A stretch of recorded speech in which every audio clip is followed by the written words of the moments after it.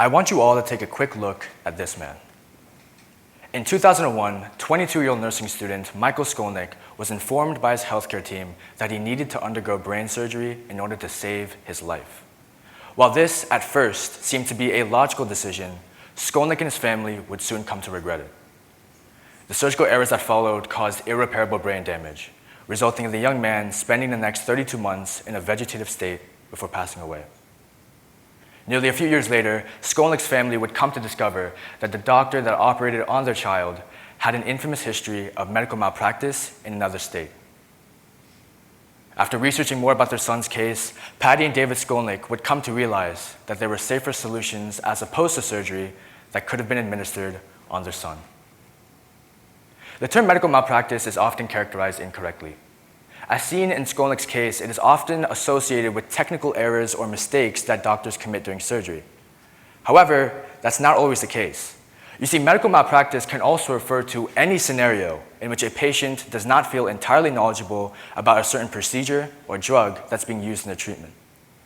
Defined by the National Institute of Health, medical malpractice is any act or omission committed by a physician during the treatment of a patient that deviates from accepted norms of practice by the medical community and that causes risk to the patient.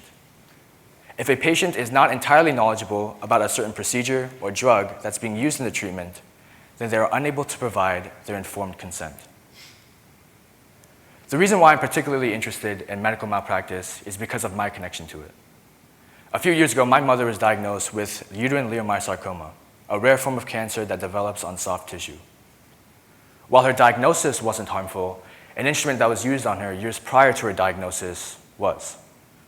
In 2009, my mother received a laparoscopic hysterectomy, an operation that involves the extraction of one's uterus. It was during this operation that my mother had a power morcellator, an instrument that is used to cut tissues into smaller pieces, used on her. Little did she know that that same instrument possessed the ability to cut cancer tumors apart and spread them across the uterus. A few years later, in April of 2014, the FDA would officially acknowledge that the power morcellator is a dangerous instrument that should not be used during hysterectomy operations on women. With that being said, doctors knew of the dangers of the power morcellator and chose not to inform my mother about those dangers prior to her hysterectomy. Because of this, she was unable to provide her informed consent and thus became a victim of medical malpractice. During the COVID-19 pandemic, I was given the responsibility of taking care of my mother, providing her assistance wherever she went. It was through this experience that I was able to understand the importance of responsibility and resolve. We all have a responsibility to stand up for what we believe is right. In this case, medical malpractice is the enemy that we're standing up against. Now, contrary to popular belief, most of you will come into contact with medical malpractice, whether it be yourself, a close friend, or a family member. More than 250,000 people in the United States, according to Johns Hopkins University, pass away every year from medical errors and negligence, which points to the idea that medical malpractice is one of the leading causes of death in our country. It's a bit ironic, isn't it? We are taught from a very young age that doctors are professionals who are meant to protect and potentially cure us. But with the recent attraction that medical malpractice has garnered, and the countless cases of medical lawsuits in our country today, it's safe to say that the implicit trust that we have placed in the medical industry is starting to deteriorate. Nonprofit organizations, policymakers, and healthcare professionals are struggling to find a proper solution to decrease the numerous medical lawsuits in our nation, and have been virtually unsuccessful in making any notable progress, with medical lawsuits becoming increasingly more common and having an average payout of $300,000 between 2009 to 2018. Medical malpractice has consistently been a threat to several communities across the globe, even though our society continues to adamantly maintain the false perception of its non-existence. This perception is discouraging many victims from coming out and voicing their experiences, and is resulting in many of us not knowing what medical malpractice is altogether. While it is challenging to view our doctors as people who can go wrong, we must understand that professionals, despite their reputations, are human beings capable of making mistakes. So the next time you attend a medical appointment, try to keep an open mind and ask yourself these questions. 1, have I done anything that requires my informed consent?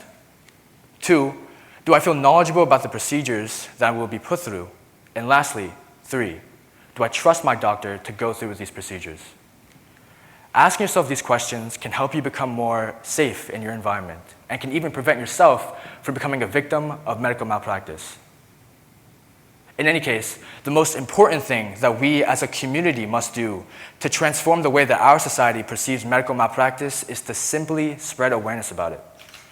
Whether that be by joining organizations dedicated to helping medical victims, such as the National Medical Malpractice Advocacy Association, or by simply informing a close friend about the dangers of this issue, you can help play a pivotal role in shaping how our society perceives this colossal problem. People like Michael Skolnick and my mother do not deserve to be victims of medical malpractice. They do not deserve to be left uninformed by their healthcare professionals, and they most certainly do not deserve for their stories to be forgotten. By spreading awareness about this issue, you can help prevent several other citizens from falling victim to medical malpractice. So I encourage each and every one of you to speak out about this issue and to help our society become more aware of medical malpractice and its harmful effects on citizens around the world. Thank you.